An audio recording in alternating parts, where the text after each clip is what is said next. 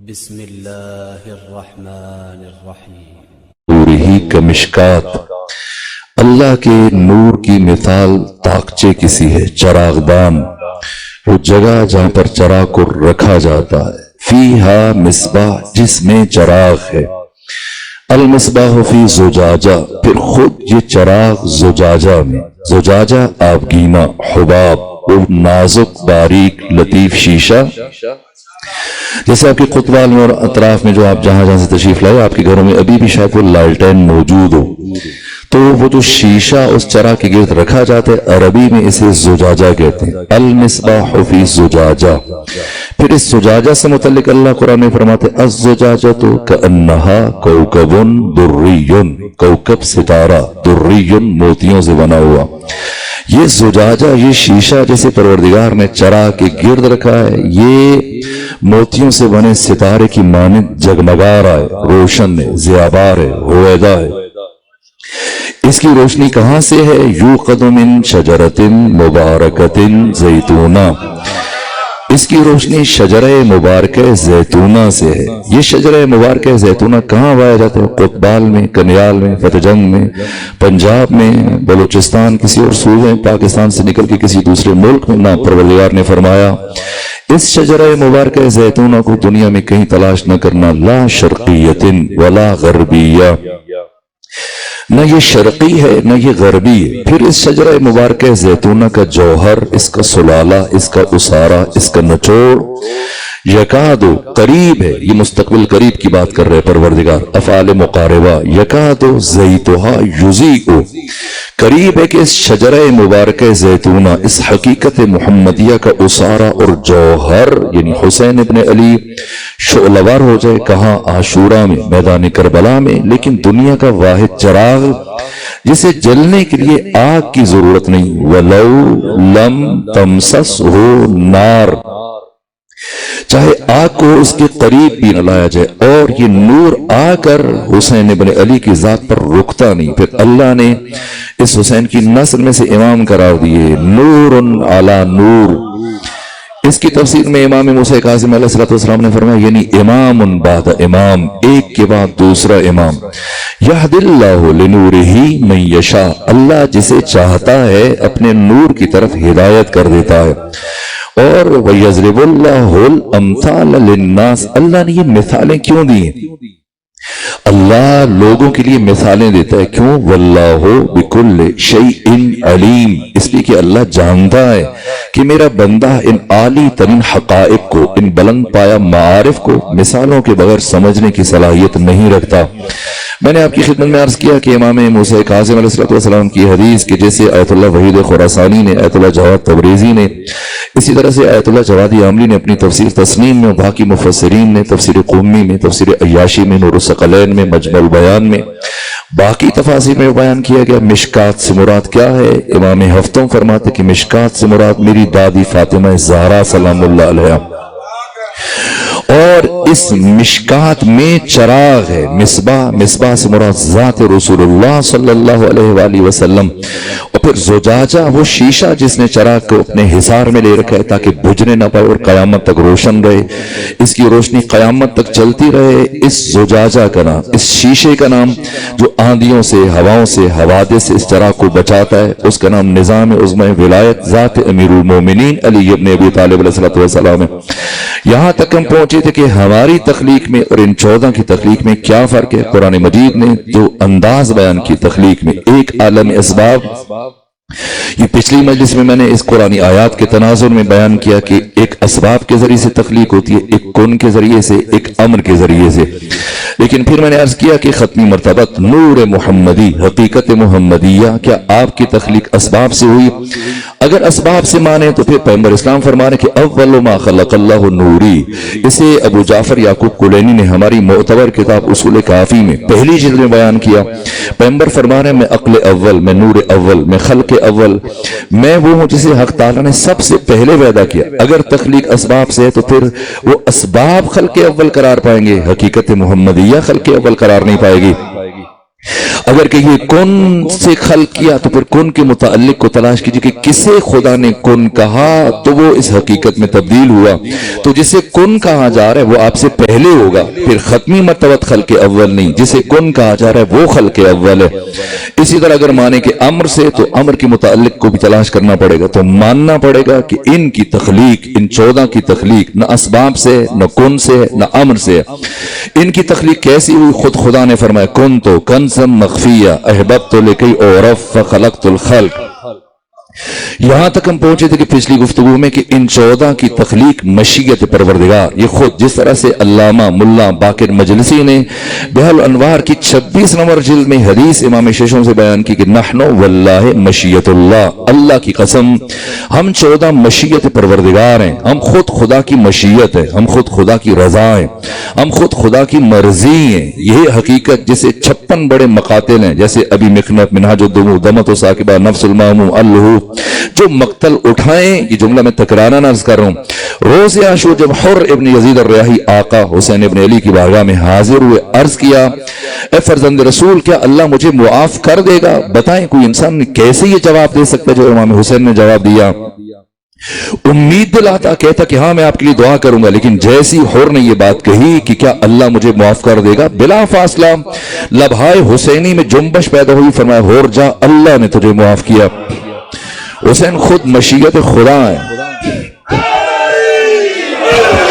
جس طرح سے سرور و سالار شہیدان، امام حریت، امام عزت، امام انقلاب، راکب دوش رسول، سید شباب اہل الجنہ حسین ابن علی مشیت حق ہے، مشیت خدا. اسی طرح سے یہ 14 اللہ کی مشیت ہیں. اگر دوسری آپ خود آپ کے بھی امام، امام حسین کے بھی امام، امام حسن مجتبی، مقام صحابات میں جب حاکم شام کے ساتھ سلو کا مرحلہ آیا تو اس نے سفید کاغذ سگنیچر کر کے دستخط کر کے بھیجے کہ آپ جو مرضی شرائط لکھیں مجھے قبول ہیں. وہ ساری تفصیلات ہیں، اب ظاہر کی حقیقت سلو کو بیان کرنے کا وقت نہیں. امام حسن مجتبی نے 6 شرائط لکھی ہیں جسے طبری نے تحریر کیا ہے، ابن عبد البر نے الاستیاب میں تحریر کیا، اسی طرح سے امام شمس الدین ذہبی نے تاریخ الاسلام میں، تمام تاریخوں میں یعقوبی نے تحریر کیا، مسعودی نے تحریر کیا.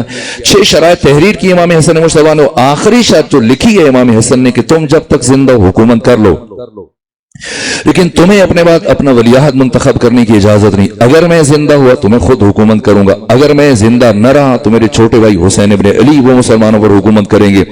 لیکن جب امام حسن مجتبی نے دیکھا کہ حاکم شام مسلسل مصر سے، خراسان سے، عراق سے، مختلف شہروں سے یزید ابن معاویہ ابن ابو سفیان ابن حرب ابن امیہ کی بیعت کا سلسلہ جاری رکھے ہوئے، تو ایک مرتبہ امام حسن مجتبی جب آخری مرتبہ حاکم شام امام حسن مجتبی کی زندگی میں مدینہ آیا تو امام نے تذکر دیا تھا کہ اگر میں نے یہ دیکھا کہ تم نے اپنے سلسلے کو جاری رکھا اور یزید جیسے نجس اور پلید فرد کو تم نے مسلمانوں پر مسلط کرنے کی کوشش کی تو میں خود شام میں آ کر تمہیں رسوا کروں گا. اور جب امام کو پتہ چلا کہ برابر ہی اس سلسلے کو جاری رکھے ہوئے تو امام حسن مجتبی نہ کسی ساتھی کو ہمراہ لیا، نہ بنو ہاشم میں سے کسی جوانوں کو. 17 بھائی ہیں، کسی بھائی کو ساتھ نہیں لیا، بس ایک غلام. یہ امام حسن مجتبی کی شجاعت ہے. ایک غلام کو ہمراہ لے کر پہنچے شام، حاکم شام سے گفتگو کرنے کے لیے کہ جیسے ہی حاکم شام کو پتہ چلا کہ امام حسن مجتبی تشریف لا چکے ہیں تو اب وہ پریشان ہوا کہ مجھے رسوا کریں گے، شرمسار کریں گے. اس لیے اس نے اپنے درباریوں سے کہا کہ کل جب حسن مجتبی میرے دربار میں آئے، اس سے پہلے کہ حسن مجتبی مجھ سے الجھے، بحث کرے، گفتگو کرے، مناظرہ کرے، مباحثہ کرے، اس سے پہلے تم نے ایسی گفتگو کرنی ہے، ایسی باتیں کرنی ہے کہ حسن مجتبی زچ ہو جائے اور مجھ سے کچھ بات کرنے کے لائق نہ رہیں. چنانچہ دوسرے دن جب امام حسن مجتبی حاکم شام کے دربار میں پہنچے تو ایک مرتبہ اس کے زرخرید درباری ایک ایک کر کے مغیرہ بن شعبہ، زیاد ہے، مروان بن حکم ہے، باقی تمام افراد باری باری کبھی ایک اٹھتا ہے، کہتے ہیں حسن مجتبی میرے باپ کے پاس اتنی زمینیں تھیں، اتنی جائیداد تھی، نوکر چاکر، مال مویشی، اتنے بنگلے تھے، اتنے غلام تھے، اتنے کنیزیں تھیں، درہم و دینار، سونے چاندی کے انبار، سکوں کے ڈھیر.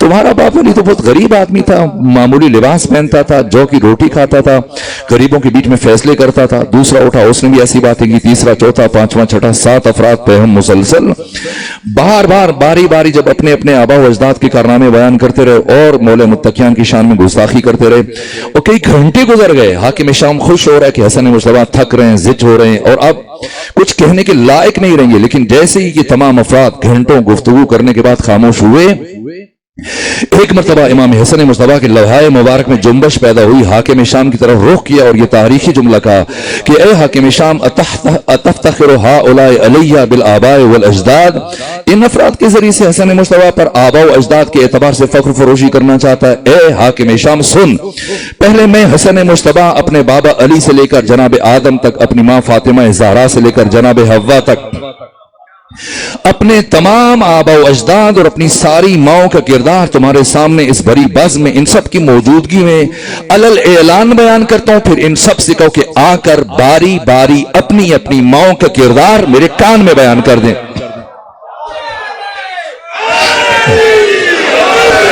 اس کے بعد حضرت نے ارشاد فرمایا، حضرت نے فرمایا لو قمت علی ھذا المقام حولا فحولا، اگر میں اس مقام پر کھڑے ہو جاؤں اور سالہ سال، دن، مہینہ، ہفتہ، گھنٹہ نہ، فرمایا لو قمت علی ھذا المقام حولا فحولا، اگر میں اس مقام پر کھڑے ہو جاؤں اور سالہ سال کھڑے رہوں، واذکر ما آتانا اللہ من فضلہ، اور ان فضائل کو بیان کروں جو اللہ نے میرے خاندان پر اتارے، لم اوصیھا، میں حسن مصطفیٰ شمار نہیں کر سکتا۔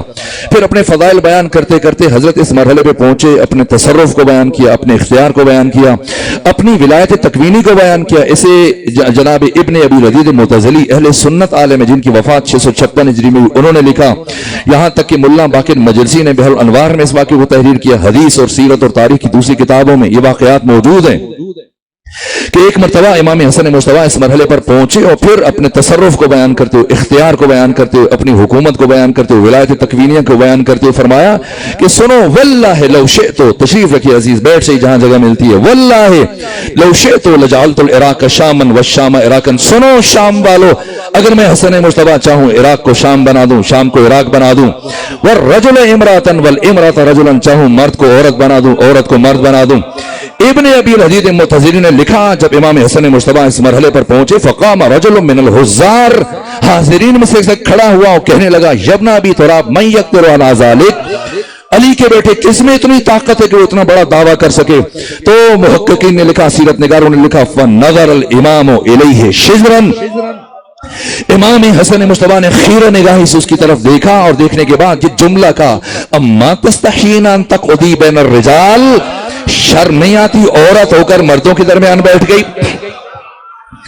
کوئی مرحلہ نہیں گزرا جس طرح سے خمینی بت شکن رضوان اللہ تعالیٰ علیہ نے اپنی کتاب آداب الصلاۃ میں سورہ بارکہ یاسین کی آخری آیات کی تفسیر کرتے ہوئے جملہ کہا کہ جب خدا فرماتا ہے کہ جب اللہ کسی چیز کا ارادہ کرتا ہے، کہتا ہے کن ہو جا فیکن، تو وہ ہو جاتی ہے، تو خمینی بت شکن فرماتے ہیں کہ پروردگار نے سورہ یاسین کے آخر میں یہ جو 3 مراحل بیان کیے، یہ فہم بشر کے لیے، انسانوں کو سمجھانے کے لیے، ان تک مطلب کو پہنچانے کے لیے، ورنہ اللہ کیا یہ مراحل وجود نہیں رکھتے؟ اللہ کا چاہنا، اللہ کا ارادہ کرنا وہی کہنا ہے، کہنا وہی ہو جانا ہے۔ اللہ کے ارادے کا مظہر، اللہ کی مشیت کا مظہر خود مشیت خدا۔ امام حسن مصطفیٰ جیسے ہی یہ لفظ آپ کی زبان سے ادا ہوئے، اما تستحیین ان تقعدی بین الرجال، شرم نہیں آتی عورت ہو کر مردوں میں بیٹھ گئی، اسی لمحے جنس بدل گئی۔ ایک لمحے پہلے تک جو مرد تھا اب عورت ہو گئی ہے۔ ایک مرتبہ پورے دربار پر سناٹا طاری ہوا اور اب وہ فوراً سے اس دربار سے نکلی، خجالت کی وجہ سے، شرم کی وجہ سے چلی۔ جب آیا تھا تو مرد تھا، اب عورت بن کے اٹھی، جب اٹھی تو جلال خدا کو جلال ہے۔ فرمایا سنو، بات پوری سنو۔ فنادى الامام اقبہ، امام نے پوچھ سے آواز دی کہ بات پوری سن کر جاؤ۔ قد صارت عیالک رجل، تو عورت بنی ہے، تو جو عورت اتنے سالوں سے تمہارے گھر میں بیوی کی حیثیت سے رہ رہی تھی، تو کیا اب ایک گھر میں 2 عورتیں رہیں گی؟ نہ، جا گھر پہنچ، قد صارت عیالک رجل، جسے عورت چھوڑ کے آیا تھا وہ مرد بن چکی ہے، باقی کی زندگی بیوی کی حیثیت سے گزار۔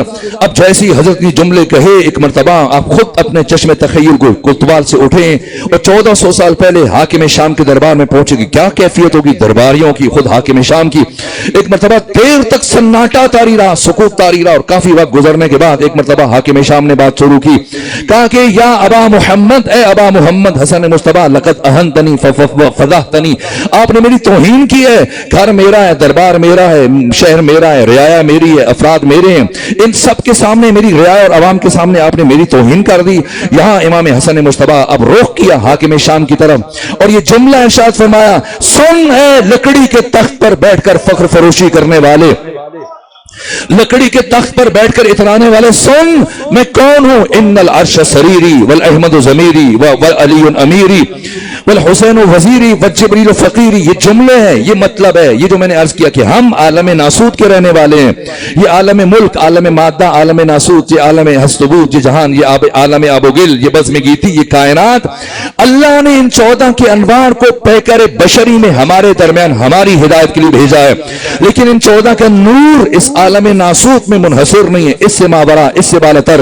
جو اللہ فرما رہے اللہ نور السماوات والارض، السماوات سے مراد عالم ملکوت، ملکوت عالم ملکوت میں پہلے ملکوت اسفل یعنی عالم نفس، عالم مثال، پھر ملکوت اعلی، عالم جبروت، بیت المعمور، آسمان چہارم، پھر یہ سارے مراحل. لیکن ان 14 کا مقام کیا ہے، کس درجے پر ہیں؟ یہ عالم لاہوت کے باشندے، عالم اسماء و صفات، جہاں پر نہ کسی نبی کی روح رسائی حاصل ہے، نہ کوئی ملک اور فرشتہ جا سکتا ہے.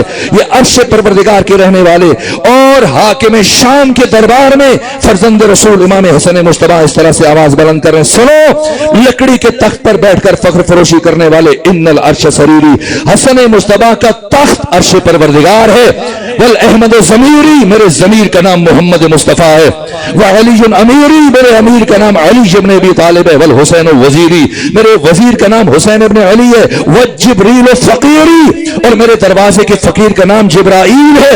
اور اس کے بعد جو جملہ کا فرمایا ان شئت اقل لک سیری، اگر سمجھے تو عالم دین تشریف فرمائے، آپ بھی عربی سے شغف رکھتے ہیں، آپ گوگل یہ جو ڈیجیٹل بٹیرا جیبوں میں رکھا ہوا سرچ کیجئے، عربی میں جو اگر دو عرب آپس میں مرد لڑے، سامنے مرد ہو تو اگر کوئی جان چھڑانا چاہے کہ جاؤ راستہ لو جان چھوڑو تو کہا جاتا ہے سر، اور اگر سامنے عورت ہو پھر سر نہیں کہا جاتا ہے، سیری کہا جاتا ہے.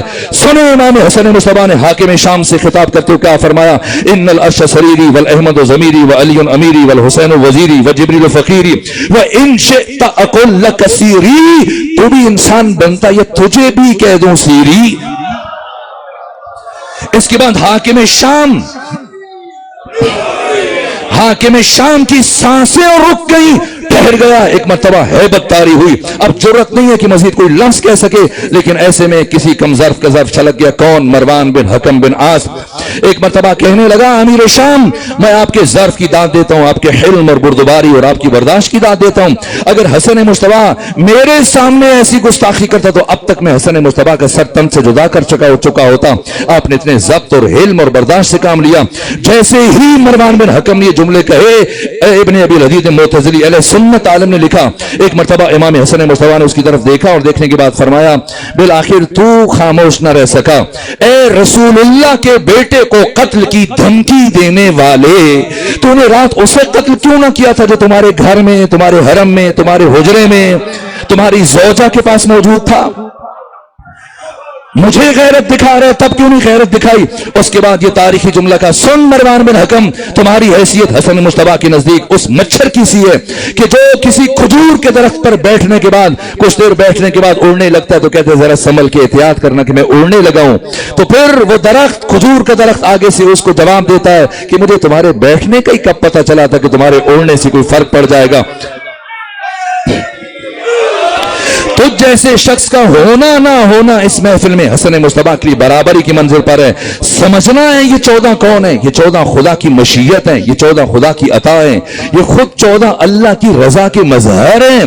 ان سے مدد مانگنا ایسا ہی ہے جیسے خود خدا سے مدد طلب کرنا.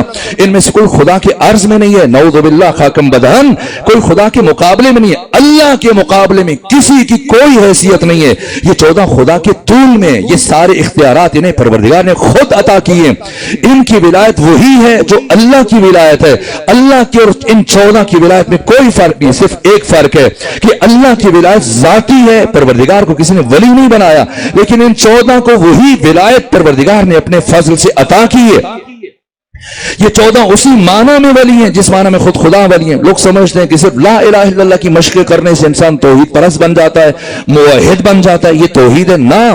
آئیے جا کر دیکھیے امام علی ابن موسیٰ رضا، بس آخری پہلا عرض کر رہا ہوں آپ کی خدمت میں، اور یہیں پر گفتگو رک جائے گی. یقیناً عالم دین تشریف فرمائیں، قریب پہنچنے والے، تو میں ان کے آنے تک یہ آپ کو زحمت دوں اور بس یہ ایک پہلو عرض کروں کہ امام علی ابن موسیٰ رضا آپ 55 سالہ حیات طیبہ، 35 سال پہلے آپ کا نائب امام کیا की हैसियत से गुजारे। 20 साल अहद इमामत है, जिनमें से 10 साल 183 हिजरी से लेकर 193 हिजरी तक हारून रशीद के जमाने में, अगले 5 साल 98 तक 198 तक अमीन के जमाने में, अगले 5 साल मामून रशीद के 198 से लेकर 203 हिजरी तक।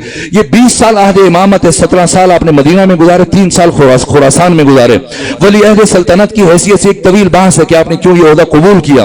लेकिन 200 हिजरी में जब इमाम अली इब्न मूसा रज़ा को लाया गया मदीना से और पूरे इलाकों में मुनादी की गई थी कि फरज़ंद रसूल इमाम अली इब्न मूसा रज़ा खुरासान तशरीफ ला रहे हैं। देखिए आज जहां कुतबाल में मजलिस है और इस मजलिस के लिए पहले से कई दिनों से, हफ्तों से, महीनों से जो मेजबान है, बानियान मजलिस हैं, वो बराबर ऐलान कर रहे हैं, इश्तिहार छपवा रहे हैं, फोन कर रहे हैं, मैसेज कर रहे हैं, आपको इत्तला दे रहे हैं। सुने जो लोगों का खानदान हिदायत के साथ जो मोहब्बत है, इश्क व शौक है, क्या कैफियत है। सिर्फ लोगों ने इतना सुना था कि फरजंद रसूल मदीना से चल चुके हैं तो दूर और नजदीक से सिमट कर लोग बाजार निशापुर में जमा हो रहे हैं। यहां तक कि मौलाना शिबली नौमानी ने अपनी किताब अल मामून में ये जुमले तहरीर किए कि लाख से ज्यादा अफराद बाजार निशापुर में इमाम अली इब्न मूसा रज़ा के इंतजार में खड़े हैं, जिसमें 24 से 28 हजार कलमदान मौजूद हैं। खुद जाहिया बिन मुईन यानी जो बुखारी और मुस्लिम के उस्ताद हैं, इमाम इस्माइल बुखारी, इमाम मुस्लिम बिन हज्जाज, ये सही बुखारी लिखी गई है, इमाम इस्माइल बुखारी ने अपने उस्ताद जाहिया बिन मुईन के कहने पर, उनकी तशवीक पर लिखी है। जाहिया बिन मुईन खुद मौजूद हैं बाजार निशापुर में। यहां तक खुद इमाम अहमद इब्न हंबल जो जिनकी वफात 241 हिजरी में हुई, ये बाजार निशापुर में मौजूद हैं। बड़े बड़े मुहद्दिसीन, बड़े बड़े उलमा, दानिश्वर, मुफ्ती, स्कॉलर्स मौजूद हैं। 28,000 लिखने वाले कलमदान, अहले तसन्नुन, अहले तशय्युअ, मुअर्रिखीन, सीरत निगारों ने ये तमाम वाकयात को तहरीर किया। यहां तक कि जैसे ही इमाम अली इब्न मूसा रज़ा का काफिला बाजार निशापुर में पहुंचा, चूंकि इमाम की जान को खतरा था, इसलिए कई ऐसे महमल थे कि पता नहीं कि इमाम किस में सवार है, इसलिए एहतियात के मद्देनजर। लेकिन जो लोग हफ्तों से, दिनों से, घंटों से मुसलसल इंतजार कर रहे थे, एक मर्तबा जब देखा कि आगे अम्मारियों पर पर्दा हायल है तो आवाजें बुलंद होना शुरू हुई, फरजंद रसूल हम आपकी जियारत के मुश्ताक हैं, आपको देखने के लिए यहां पर जमा हुए हैं, रुखे जमाल से पर्दा हटाइए ताकि आपकी जियारत से मुशर्रफ हो जाए। एक मर्तबा इन्हीं अम्मारियों में से एक अम्मारी के महमल से हजरत ने पर्दा हटाया। जिसकी निगाह पड़ रही थी, मुअर्रिखीन ने लिखा, लोगों की गिरिए की आवाज बुलंद हो रही थी। तफसीलात से गुरेज करते हुए बस एक जुमला जहां तक लेके आना चाह रहा हूं कि इन 14 की विलायत क्या है। यहां तक कि जैसे ही लोग जियारत कर रहे थे, दीवाना वार जज्ब शौक की कैफियत है, गिरिया कर रहे हैं, गिरिए की आवाजें बाजार में बुलंद हो रही हैं, हद निगाह तक लोग ही लोग हैं। ऐसे में हजरत ने कुछ वक्त गुजरने के बाद पर्दा गिरा दिया, फिर आपकी सवारी आगे चली। दोबारा मजमे से इसरार उठा, फरजंद रसूल अपने रुखे जमाल की जियारत तो करा दिए, कुछ बयान भी कर दीजिए, कोई हदीस सुना दीजिए। जब इसरार बढ़ा तो हजरत ने दोबारा पर्दा हटाया और फिर फरमाया कि सुनो, मुझसे मेरे बाबा मूसा कासिम ने, उनसे उनके बाबा जाफर सादिक ने, उनसे उनके बाबा मोहम्मद बाकिर ने, उनसे उनके बाबा अली ज़ैनुल आबिदीन ने, उनसे उनके बाबा हुसैन इब्न अली ने, उनसे उनके भाई हसन मुज्तबा ने, उनसे उनके बाबा अली इब्न अबी तालिब ने, उनसे पैगंबर गिरामी इस्लाम ने और उनसे अल्लाह ने ये फरमाया। वजन करेंगे। लोगों ने आपसे हदीस का मुतालबा किया था, हदीस की ख्वाहिश की थी, किसी ने सिलसिला सनद नहीं मांगा था। फिर सिलसिला सनद क्यों बयान कर रहे हैं? इसकी 9 हिकमतें जो मैंने पढ़ी, उलमा ने बयान की, वक्त नहीं है। और बहुत सारी हिकमतें लोग दुनिया को बताने के लिए मबादा को यह ख्याल करे कि शायद किसी मुहद्दिस से उनकी हदीस बयान कर रहे हैं, अली इब्न मूसा रज़ा, ना, खुद से खुदा तक के सिलसिले को लेके गए दुनिया को यह समझाने के लिए कि हम 14 सिर्फ और सिर्फ शागिर्द परवरदिगार हैं। हम 14 के 14 मदरसा इलाहिया के फारिग तहसील हैं। हमारा मुअल्लिम, हमारा मुर्शिद, हमारा उस्ताद सिर्फ और सिर्फ अल्लाह है। और भी बहुत सारी हिकमतें, यहां तक कि इस सारे सिलसिले में इसे कहा जाता है सिलसिलतुल ज़हब, जो इमाम अली इब्न मूसा रज़ा खुद से खुदा तक पहुंचे हैं। इससे मुताल्लिक इमाम अहमद इब्न हंबल ने यह तारीखी जुमला कहा है, जो खुद मौजूद थे। वजन कीजिएगा। बरादरान अहले तसन्नुन यहां तशरीफ फरमा होंगे। 4 इमाम है फिक्र में अहले तसन्नुन के, इमाम शाफी हैं, इमाम मालिक इब्न अनस हैं, इमाम नौमान बिन साबित अबू हनीफा हैं और इमाम अहमद इब्न हंबल हैं। जो मैंने इन चारों की जिंदगियों को पढ़ा, बाकी 3 मिलकर भी इमाम अहमद इब्न हंबल की बराबरी नहीं कर सकते। 9 बरस की उम्र में इन्होंने फतवा देना शुरू किया और 19 साल उम्र थी जब इमाम अली इब्न मूसा रज़ा की इमामत शुरू हुई। उस वक्त इनकी उम्र, इमाम अहमद इब्न हंबल की उम्र 19.5 साल थी और बाजार निशापुर में इनकी उम्र 36.5 साल थी और इमाम की शहादत के वक्त इनकी उम्र 40 साल थी। 241 हिजरी में वफात किए इमाम अहमद इब्न हंबल। पहाड़ से वजनी नाम है, 2.5 लाख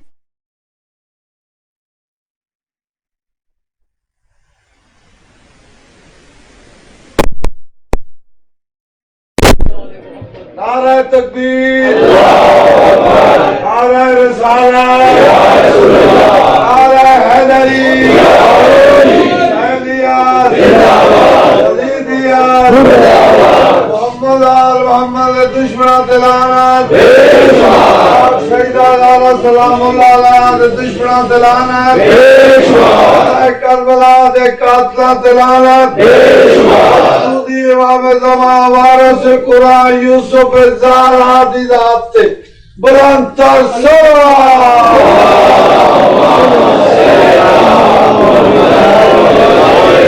حدیث سرور دو عالم کی ترجمہ ٹھہری، حدیث سرور دو عالم کی ترجمہ ٹھہری، علی سے محبت کی وجہ ہم سب کی ماں ٹھہری، سبب علی سے محبت کا ہم سب کی ماں ٹھہری، اور مجھ سے نہ الجھ، جا دفع ہو جا، مجھ سے نہ الجھ اور کمینے، جا اور اپنی ماں سے پوچھ کہاں کہاں سے گزری، کہاں کہاں ٹھہری۔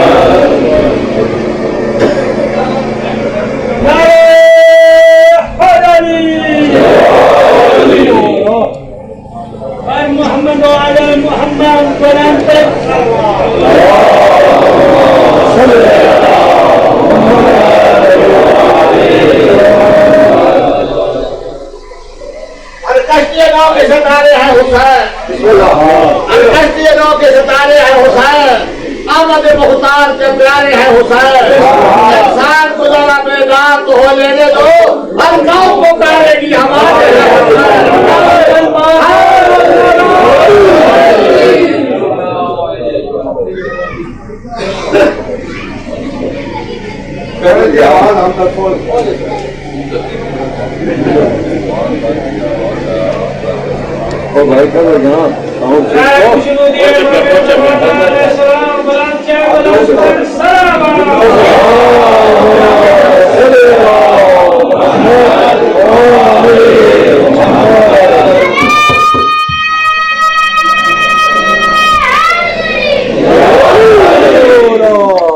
سیدھے بزرگوار کے انتظار کرو تو تشریف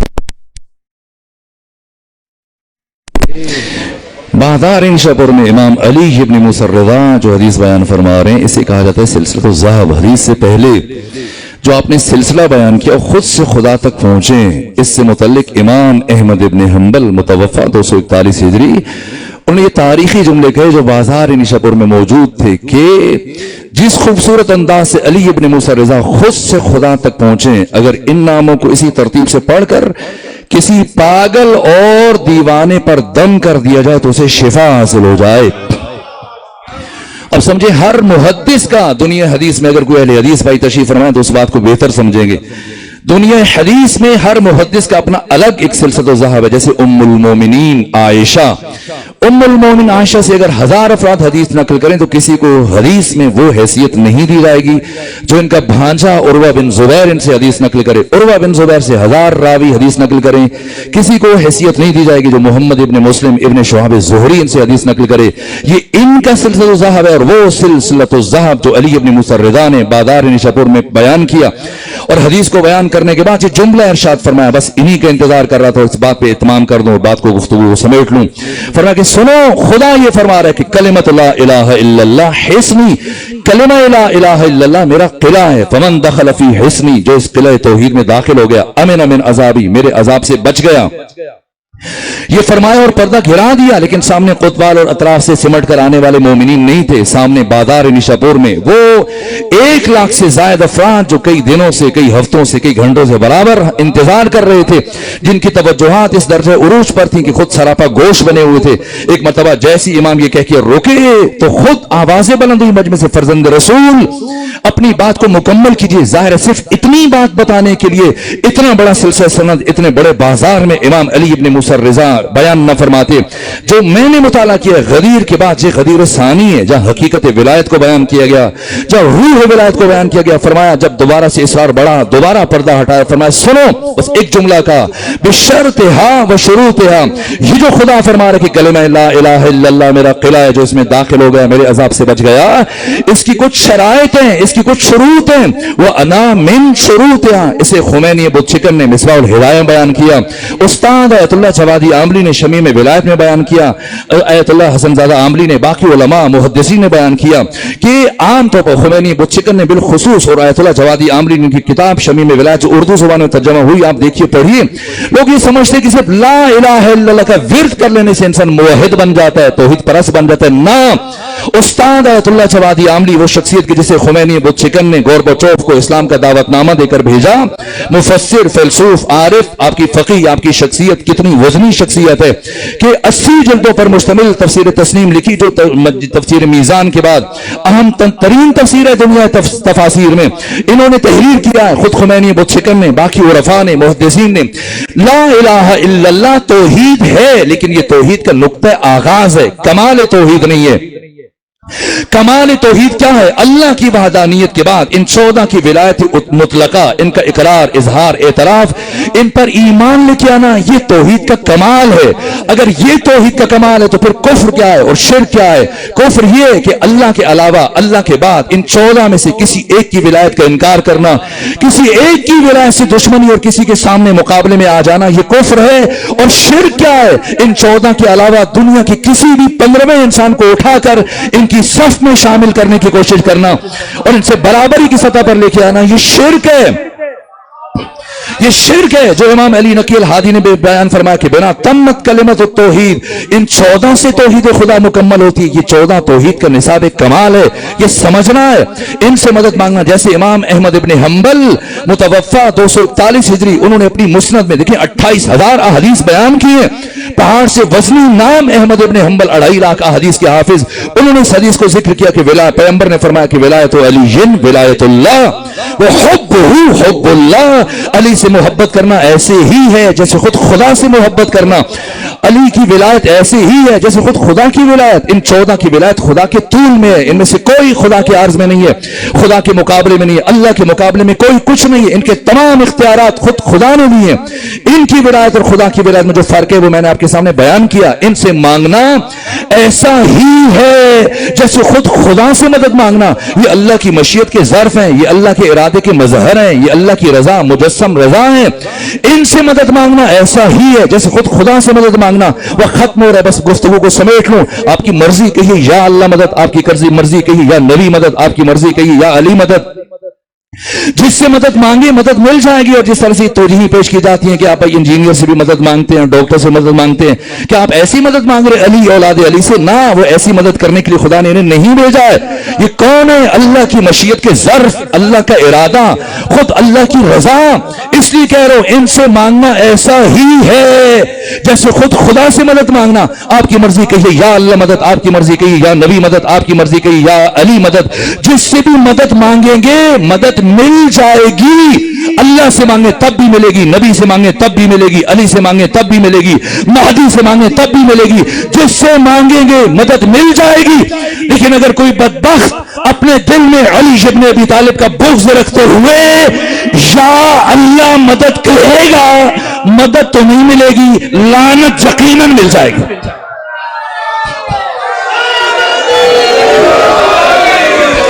بس آخری جملہ عرض کروں آپ کی خدمت میں. وہ بات اہم ہے. اور یہ عرفا آیت اللہ حرم پناہی بزرگ نے اس حقیقت کو بیان کیا. آیت اللہ حرم پناہی بزرگ کے قائد شہید عارف حسین الحسینی جب تک خود قوم میں تشریف فرماتے، وہ فرماتے ہیں کہ جب بھی مجھے کوئی مسئلہ پیش آتا تھا میں استخارے کے لیے ان کے پاس جاتا تھا. اور جب پاکستان آ گئے اور قیادت کی ذمہ داری سنبھالی تو جب بھی کسی مشکل کوئی فیصلہ کرنا ہوتا تھا اپنے دوست کو ٹیلی فون کرتے تھے قوم میں کہ جاؤ آقا حرم پناہی کے پاس، ان سے استخارہ لو. جو استخارہ آتا تھا اس کے مطابق اپنا عکس العمل تعین کرتے تھے. یہ آیت اللہ حرم پناہی بزرگ یہ بیان فرماتے کہ چاہے جس سے بھی مدد آپ مانگے، علی سے مدد مانگے، نبی سے مدد مانگے، امام صادق سے توسل کریں، کسی سے بھی مدد مانگے، امام علی ابن موسیٰ رضا سے، وہ آپ کا مسئلہ اور آپ کی مشکل، آپ کی پریشانی آپ کے زمانے کے امام کی طرف منتقل کریں گے. بس یہ آخری جملہ یہ گفتگو کے تکملے اور تتمے کے طور پر، یہاں تک کہ آیت اللہ حرم پناہی بزرگ نے خود جو واقعہ بیان کیا، وہ کہتے ہیں کہ کرج سے میرا ایک دوست تھا جس کا نام تھا شہریار. جس طرح گرمیوں میں اب تو ماشاءاللہ گرمیوں میں ٹھنڈ بنی ہوئی ہے، جیسے گرمیوں میں آپ لوگ مری چلے جاتے ہیں، باقی ٹھنڈے علاقے میں چلے جاتے ہیں، تو ایران میں عام طور پر وہ شمال کی طرف چلے جاتے ہیں. شمال ایران نسبتاً ٹھنڈا ہے، تو جو مذہبی لوگ ہوتے ہیں وہ ہم خرما ہم ثواب کی زیارات بھی ہو جائیں چلیں اور گرمیاں بھی اچھے سے گزر جائیں تو وہ مشہد چلے جاتے ہیں، خراسان چلے جاتے ہیں. تو جناب شہریار یہ انہوں نے خود بتایا آیت اللہ حرم پناہی بزرگ کو کہ میں گرمیوں کی چھٹیاں گزارنے کے لیے 1 مہینے کے لیے مشہد چلا گیا. اور جب میں مشہد پہنچا تو دوسرے دن جو میرا زادرہ تھا یا کسی نے میری جیب مار لی یا وہ رقم گر گئی، یہاں تک کہ اب جب میں نے دیکھا کہ میرے پاس کچھ نہیں بچا ہے تو اب ظاہر ہے کہ میں نے واپس بھی جانا ہے، کرایہ بھی خرچ کرنا ہے، جس مہمان سرا میں ٹھہرا ہوں، ہوٹل میں ٹھہرا ہوں، اسے بھی کچھ دینا ہے، اور اس طرح سے جتنے دن میں نے رکنا ہے، قیام کرنا ہے، میں نے کھانا کھانا ہے. تو پریشانی ہوئی، لیکن اب میں نے سوچا کہ میں کسی اور شخص سے اپنی مصیبت بیان نہیں کروں گا، جس کا مہمان ہوں اسی سے جا کے اپنی حاجت طلب کروں گا. چنانچہ جناب شہریار کہتے ہیں، آیت اللہ حرم پناہی اس کی روایت کر رہے ہیں، وہ کہتے ہیں کہ میں گیا آقا امام رضا کے حرم میں گیا، ان کی زری کو پکڑا، مناجات کی، دعا کی، توسل کیا کہ میں آپ کا مہمان ہوں، مسافر ہوں، آپ کے پاس آیا ہوں، آپ ہی سے اپنی مشکل بیان کر رہا ہوں، اور اگر آپ نے میری مشکل آسان نہ کی تو چاہے مجھے بھوکا رہنا پڑا، چاہے مجھے کرج واپس پیدل جانا پڑا، میں پیدل چلا جاؤں گا، کسی اور سے آپ کے علاوہ سوال نہیں کروں گا. یہاں تک کہ دعا کرتے رہے، گریا کرتے رہے، مناجات کرتے رہے. وہ پلٹ کے آئے، لیٹے، آنکھ لگی تو انہوں نے خواب میں آقا امام زمانہ کو دیکھا. یہ بات سمجھنے کی ہے، امام زمانہ کو خواب میں دیکھا اور انہوں نے کہا کہ کل اذان فجر کے بعد سب سے پہلے سین بزرگ کی طرف سے جو شخص حرم امام علی ابن موسیٰ رضا میں داخل ہو اس سے جا کے اپنی حاجت طلب کرنا، تمہارا مسئلہ حل ہو جائے گا. تو یہ کہتے ہیں جناب شہریار کے دوسرے دن اذان سے پہلے میں جا کے کھڑا ہو گیا کہ اذان فجر کے ساتھ سب سے پہلے اس بڑے سین کی طرف سے کون حرم رضوی میں داخل ہوتا ہے. کہاں میں انتظار کر رہا تھا، یہاں تک کہ میں نے دیکھا کہ اسماعیل بے نماز چلے آ رہے ہیں، کیونکہ اس وقت مشہد اتنا پھیلا ہوا نہیں تھا اور ان کو اس لیے بھی جانا جاتا تھا کہ بالاستیام بلا ناغا ہر روز جناب اسماعیل بارش ہو، سردی ہے، گرمی ہے، صبح میں اذان فجر کے بعد امام رضا کی زیارت کے لیے آتے تھے. اور انہیں بے نماز اس لیے کہا جاتا، کبھی کسی نے کو نماز پڑھتے ہوئے نہیں دیکھا. تو جب یہ پہلے داخل ہوئے تو چونکہ جانتے تھے جناب شہریار ان سے واقفیت تھی، تو انہوں نے سوچا کہ کم سے کم مجھے آقا امام زمانہ کسی ایسے شخص سے متعلق نہیں کہہ سکتے کہ اس سے اپنی حاجت بیان کرو کہ جو تارک الصلاۃ ہے. اس لیے وہ ارادتاً پھر پیچھے ہٹ گئے اور پھر جا کے دوسرے دن دعا کرتے رہے، مناجات کرتے رہے، اور پھر جب سوئے پھر یہی خواب دیکھا. اور جب خواب دیکھا تو پھر دوسرے دن حالت انتظار میں کھڑے ہو گئے اذان فجر سے پہلے، اور جیسی اذان فجر مکمل ہوئی تو دیکھا کہ پھر دوبارہ دوسرے دن بھی جناب اسماعیل بے نماز چلے آ رہے ہیں. اور جیسی وہ حرم رضوی میں داخل تو ان کا نام میں اس میرا خیال نہیں ہے، یقیناً امام نے انہیں ہی منسوب کیا میری مدد کے لیے. اس لیے وہ کہتے ہیں کہ میں چلتا ہوں آگے بڑھا، اور جب میں نے آگے بڑھ کے سلام کیا اور اپنا مسئلہ بتایا تو وہ مسکرانے لگے کہ میں تو کل بھی آپ کی امانت لے کے آیا تھا، آپ کی طرف دیکھتا بھی رہا، لیکن آپ نے میری طرف التفات نہیں کیا تو میں آگے چلا گیا. تو یہ لیجیے اپنی امانت گن لیجیے، کچھ کمی نہ ہو اس میں، کچھ زیادتی نہ ہو. تو وہ کہتے ہیں کہ جب میں نے گنا تو بیگنی وہی رقم تھی جو میری رقم ضائع ہوئی تھی، تلف ہوئی تھی، کھوئی تھی. تو اس کے بعد جب وہ حرم کی طرف بڑھے تو جاتے مجھ سے کہنے لگے کہ جناب شہریار آپ آقا امام علی ابن موسیٰ رضا کے مہمان ہیں، ہم یہاں رہتے ہیں، آپ کے میزبان ہیں. میں یہ چاہتا ہوں کہ جب آخری دن آپ یہاں سے رخصت ہوں، جب جانے لگے تو ایک دن پہلے مجھے بتا دیجیے گا، میں آپ کی خدا حافظی کروں، بدرکہ کروں، آپ کو رخصت کروں. تو ان کا ٹھیک ہے، میں ہر روز ادھر آتا ہوں، مجھے آپ بتا دیجیے گا جب آپ نے جانا ہوگا. تو جانے سے ایک دن پہلے وہ آ کر رکے، بتایا کہ میں کل صبح یہاں سے روانہ ہو جاؤں گا. اور جب وہ آئے اسی ساعت موعود پر کہ اس وقت ہم چلیں گے، وہ ان کی مہمان سرا میں آئے جہاں وہ ٹھہرے ہوئے تھے. آ کر جناب اسماعیل بے نماز نے ان کا اثاثہ اٹھایا، سامان اٹھایا اور چلے، اور راستے میں پوچھا کہ بھائی جلدی جانا چاہتے ہیں یا روٹین کے حساب سے جانا چاہتے ہیں؟ تو کہا کہ اگر جلدی پہنچیں کوئی ایسا وسیلہ تو اچھی بات ہو جائے گی. تو کہا پھر آئیے میرے پاس، میرے پیچھے آئیے. تو ان کو ٹرمینال لے جانے کی بجائے اپنے پیچھے لے کے گئے ایک خرابے کی طرف، ایک ویرانے کی طرف. اور آیت اللہ حرم پناہی بزرگ فرماتے ہیں کہ شہریار نے مجھے بتایا کہ پھر وہ اسماعیل بے نماز مجھے لے کر ایک ویرانے کی طرف گئے تو کہا کہ ایک لمحے کے لیے آنکھیں بند کر لیجیے. اور جب میں نے آنکھیں بند کی تو ایک دو قدم اٹھائے تو مجھ سے کہتے ہیں اب آنکھیں کھول لیجیے. اور جب میں نے آنکھیں کھولی تو میں نے خود کو ایک مانوس جگہ پر پایا، ایسی جگہ جو میری دیکھی بھالی ہے. جو تب میں نے تھوڑا سا غور کیا تو یہ تو خود میرا اناروں کا باغ ہے جسے میں نے خود اپنے گھر کے پاس کرج میں کاشت کیا تھا. ایک مرتبہ ہل کر رہ گیا. میں نے کہا جناب اسماعیل، دنیا والے آپ کو بے نماز کہتے ہیں اور آپ آقا سے اتنے قریب ہیں کہ وہ آپ کو ذمہ داریاں منتقل کرتے ہیں، اور آپ ایسے صاحب کرامات کہ مجھے چشم زدن میں مشہد سے 14-16 گھنٹے کا فاصلہ طے کروا دیا اور مجھے کرج پہنچا دیا. تو وہ مسکرائے. چلو ٹھیک کہتے ہیں، اس لیے کہ کبھی کسی نے مجھے نماز پڑھتے ہوئے نہیں دیکھا. کیوں؟ اس لیے کہ میں اپنی اکثر نمازیں آقا امام زمانہ کی اقتداء میں ادا کرتا ہوں. یہ شیخ سعدی نے کہا سعدی حجاب نیز تو آئین پاک داشت.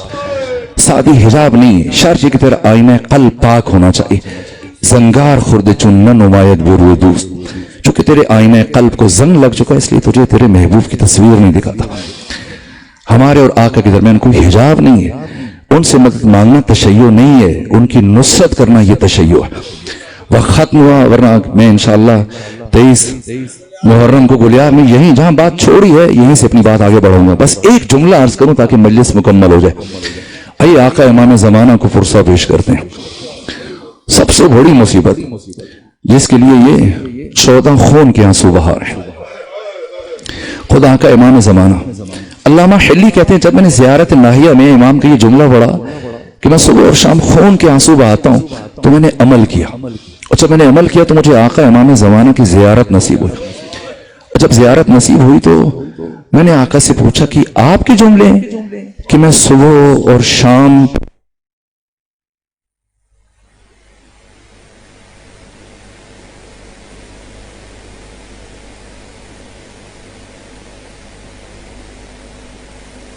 شہید ہو گئے، علی اکبر شہید ہو گئے، قاسم شہید ہو گئے، آپ کے جد حسین شہید ہو گئے، اس لیے خون کے آنسو بہاتے ہیں.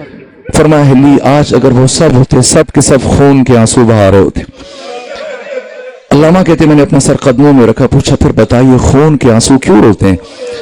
امام نے فرمایا حلی ہم آل محمد نے اس دن سے خون کے آنسو رونا شروع کیے جس دن سے دادی زینب ننگے سر یزید جیسے شرابی کے دربان.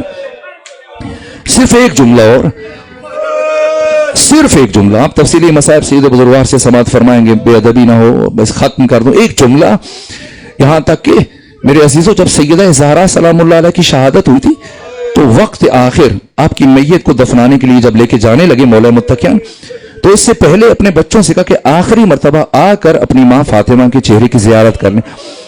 امام حسن آئے، پھر امام حسین تشریف لائے. سب سے آخر میں جناب فضہ سے کہا کہ زینب کبریٰ سے کہیں کہ آ کر اپنی ماں کی زیارت کرنے. سنیں گے ثانی زہرا نے کیا جواب دیا تھا، کیا کہا تھا؟ کہا اماں فضہ پہلے بابا سے کہیں کہ وہ حجرے سے باہر تشریف لے جائیں، اس لیے کہ مبادا جب میں اپنی ماں کی میت پر آؤں تو گریہ کرتے ہوئے مجھے میری ردا کا خیال نہ رہے اور چادر میرے سر سے سرک جائے تو مجھے ایسے عالم میں اپنے بابا کے سامنے جاتے ہوئے شرم محسوس ہوتی ہے. ارے جو بی بی 5 برس کی عمر میں اپنے بابا کے سامنے جاتے ہوئے شرم محسوس کر رہی ہے، اللہ جانے ننگے سر یزید کے دربار میں کیسے جائے گی.